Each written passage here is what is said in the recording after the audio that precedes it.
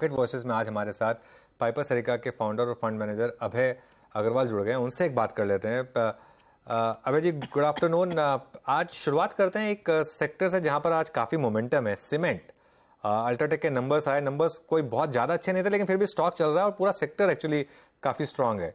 यहाँ पर क्या व्यू है आपका इस समय? अनुज, गुड आफ्टरनून। सीमेंट पे पॉजिटिव व्यू ही है हमारा थोड़े समय से। और जो नंबर्स भी आए हैं वो ये दिखा रहे हैं कि स्टॉक ने जो मार्केट का एक्सपेक्टेशन था उसको मीट किया, उससे थोड़ा बेटर ही किया। और अभी भी एक बहुत पॉजिटिव डिमांड एनवायरनमेंट में है सीमेंट कंपनीज। और अल्ट्राटेक तो एक बहुत बड़ा नाम है, पर मुझे लगता है कि जो छोटी सीमेंट कंपनीज हैं वो भी अच्छा परफॉर्मेंस करेंगी, क्योंकि एक गवर्नमेंट का कैपेक्स बहुत स्ट्रांग है अनुज। और जो भी हम नंबर देख रहे हैं गवर्नमेंट कैपेक्स का, और अब धीरे धीरे प्राइवेट कैपेक्स भी पिकअप हो रहा है, जो पिछले 5 साल से बहुत कम था। तो अगर इन दोनों को अगर हम एक साथ में आते हुए देखेंगे, government capex coming into election year plus private capex में pickup, real estate projects pickup हो रहे हैं, तो मुझे लगता है एक बहुत अच्छा इन्वायरमेंट है सीमेंट कंपनीज के लिए। और साइडवेज करेक्शन भी हमने देखा है इन स्टॉक प्राइसेस में काफी समय से। तो वैल्यूएशंस भी इस समय एक्सटेंडेड नहीं है।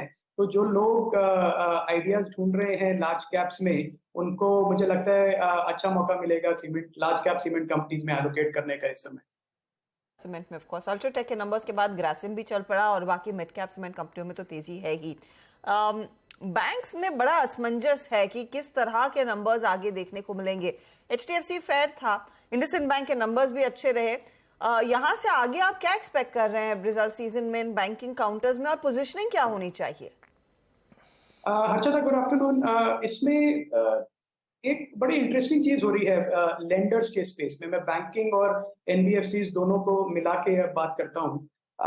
जो लार्ज लेंडर्स हैं, जो मार्केट और एनालिस्ट का व्यू है कि ये आउट परफॉर्म करेंगे क्योंकि इनको साइज का एक एडवांटेज मिलेगा, पर एक्चुअली ऐसा हो नहीं रहा है। ये लोग अच्छी परफॉर्मेंस कर रहे हैं, फंडामेंटल ग्रोथ है, और despite all the problems HDFC bank ने अच्छा ग्रोथ दिखाया डबल डिजिट का। और मेरी एक्सपेक्टेशन है कि कोटक और इंडसइंड के तो नंबर्स ऑलरेडी आ गए, पर कोटक, आईसीआईसीआई, उनके भी अच्छे पॉजिटिव रिजल्ट्स आएंगे। पर जो जहां पे आउट परफॉर्मेंस इस समय आ रही है हर्षदा, वो आ रही है छोटे लेंडर्स से, छोटी एनबीएफसी, माइक्रो फाइनेंस कंपनीज, छोटे बैंक्स। वो एक बहुत अगेन पॉजिटिव एनवायरनमेंट में है, क्योंकि नेट इनकम मार्जिन और नेट इंटरेस्ट मार्जिन उनका ऑल टाइम हाई पे है लिटरली। और अब बोरोइंग कॉस्ट थोड़ी बढ़नी शुरू हुई है, पर डिस्पाइट दैट वो अपना मार्जिन प्रोटेक्ट कर पा रहे हैं। और क्रेडिट ऑफटेक इतना अच्छा है इस समय इकोनॉमी में कि उनको भी पूरा फायदा मिल रहा है क्रेडिट ऑफटेक का, स्पेशली वो लेंडर जो कि रिटेल पे फोकस्ड है। तो मुझे लगता है कि बड़े बैंक्स थोड़ा शायद परफॉर्म ना कर पाए स्टॉक पर्सपेक्टिव से, क्योंकि वैल्यूएशंस अभी भी 2.5 से 3 टाइम बुक वैल्यू के बीच में है। और जो छोटे बैंक्स हैं जो 1 से 1.5 से 2 टाइम के बुक वैल्यू पे ट्रेड हो रहे हैं, मुझे लगता है मार्केट उनको ज्यादा रिवॉर्ड करेगा अर्निंग सीजन के बाद।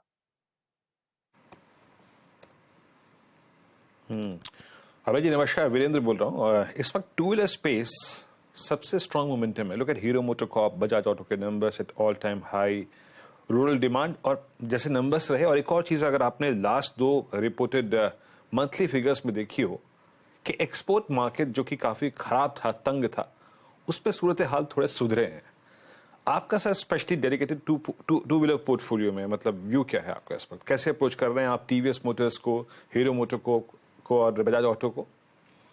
नमस्कार वीरेंद्र जी, हमारी पिछली बार भी बात हुई थी, आपको याद हो, टू व्हीलर स्पेस के बारे में। और ये स्पेस इस समय अगेन डिमांड पे बूम है अगर मैं कहूँ तो। और लोग ईवी टू व्हीलर्स को देखते हैं, उसका डेटा देखते हैं और उसमें इतना अच्छा ग्रोथ देखते हैं कि वो ये भूल जाते हैं कि अभी भी 90% से ज्यादा सेल आईसी इंजन वाले टू व्हीलर्स की है। और मुझे लगता है वो रेशियो 90 से कम होगा, शायद 80 होगा, 75 होगा, पर वो रहेगा बहुत स्ट्रॉन्ग, क्योंकि इंडिया में टू व्हीलर एक कमोडिटी प्रोडक्ट बन गया है, जिसको मैं कहूँ, क्योंकि प्राइसिंग इतनी बड़ी नहीं है पिछले इनकम के बनिस्बत। तो अगर मैं इनकम टू प्राइस रेशियो देखूं तो ये तो बहुत इंप्रूव हुआ है। जिस तरह रियल एस्टेट में हमने देखा, उसी तरह two wheeler and four wheeler में भी हम देख रहे हैं कि इनकम ज्यादा बढ़ी है, प्राइसिंग कम बढ़ी है। तो इस पॉजिटिव एनवायरनमेंट में डिमांड बहुत अच्छी है। जो अभी हमने रिसेंट चैनल चेक्स किए थे, इन्वेंट्री लेवल जो डीलर्स के पास है इस समय पिछले 4 कोविड के भी पहले से, मैं कहूँ कोविड के 1 साल पहले भी सबसे ज्यादा है। 45 से 60 दिन की इन्वेंट्री है, जो कि नॉर्मल केस में 25 दिन की होती है मैक्सिमम। और वो इसलिए है क्योंकि डीलर्स एक्सपेक्ट कर रहे हैं ऑलरेडी अच्छी इंक्वायरीज, अच्छी सेल, और वो इस सिचुएशन में नहीं रहना चाहते कि डिमांड तो आ गई पर इन्वेंट्री नहीं है। तो डीलर इन्वेंट्री का जो नंबर्स हमको दिख रहे हैं ऑटो सेल नंबर में, क्योंकि ऑटो कंपनीज डायरेक्टली कंज्यूमर को नहीं बेचती, वो डीलर को बेचती हैं, तो वो नंबर्स ऑलरेडी बहुत स्ट्रांग हैं और वो इम्प्रूव हो रहे हैं और काफी इनोवेशन है नए प्रोडक्ट्स में। और नाइजीरिया जैसा मार्केट खुल गया है वापस, जो काफी समय से बंद था बड़े एक्सपोर्टर्स के लिए। तो ऑल इन ऑल एक अच्छा इन्वायरमेंट है जहाँ पे कॉस्ट भी कम है, स्टील मेटल प्राइसेस कम है। तो मुझे लगता है कि एक टॉप लाइन ग्रोथ भी मिलेगा और मार्जिन एक्सपेंशन भी मिलेगा टू व्हीलर कंपनीज को गोइंग फॉरवर्ड। आईटी में क्या करें अब अभय जी? एक चीज़ तो क्लियर है कि स्टॉक्स गिर नहीं रहे हैं, नंबर्स चाहे कैसे भी आए, एक विप्रो को छोड़ दीजिए तो अदरवाइज आप बाकी सब नंबर्स पर रिएक्शन अच्छे ही रहे हैं। और एलटीआई, माइंट्री, परसिस्टेंट, कोफोर्ज, यहाँ तो बहुत शानदार मोमेंटम रहा। यहाँ क्या भी बन रहा है अब?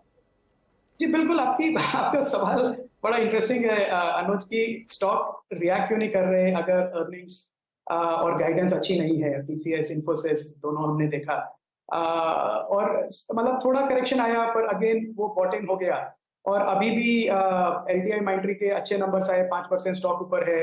और जहां जहां पे आउट परफॉर्मेंस है वहां पे अंडर ओनरशिप था थोड़ा, तो कैचअप रैलीज हैं इन सब में। तो मुझे लगता है ये एक सेक्टर है जो शायद साल भर बड़े जो लार्ज कैप्स हैं साइडवेज मोमेंटम देंगे, मे बी विद 5-10% अप्रिसिएशन, क्योंकि जो इनके फंडामेंटल इश्यूज हैं अनुज, वो अभी तक रिजॉल्व नहीं हुए हैं। स्लो डिमांड एनवायरनमेंट तो है, पर एट द सेम टाइम बड़ी डील विंस भी नहीं हो रही है और मार्जिन प्रेशर भी है, कॉस्ट इन्फ्लेशन है।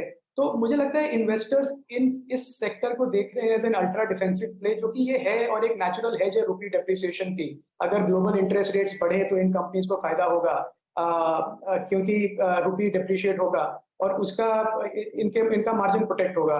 तो उस समय उस हिसाब से देखें तो ठीक है, अल्ट्रा डिफेंसिव प्लेज है, बड़े फंड्स को एलोकेट करना है तो टीसीएस, इन्फोसिस जैसी कंपनीज ऐड करनी पड़ती हैं। मुझे नहीं लगता बहुत शार्प करेक्शन आएगा, पर मेरा एक्सपेक्टेशन ये नहीं है कि ये डबल डिजिट रिटर्न देंगे ओवर नेक्स्ट 1.5 ईयर्स। अब कुछ स्टॉक्स जिनके नतीजे अच्छे रहे लेकिन हमने बहुत ही एडवर्स रिएक्शन देखा है, पॉलीकैब, एस्ट्रल आपने देखा होगा, नंबर्स अच्छे हैं, परफॉर्मेंस में कोई दिक्कत नहीं है।